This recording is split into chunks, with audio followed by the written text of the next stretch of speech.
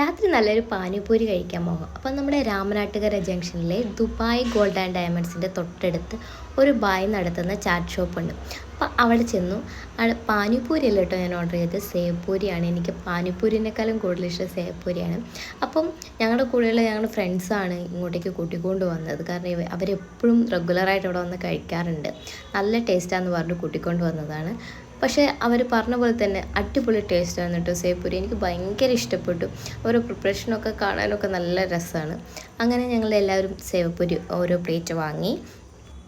Night ഒരു 10:30-11 വരെയൊക്കെ ഇത് ഓപ്പൺ ആണെന്നാണ് അവർ പറഞ്ഞത്.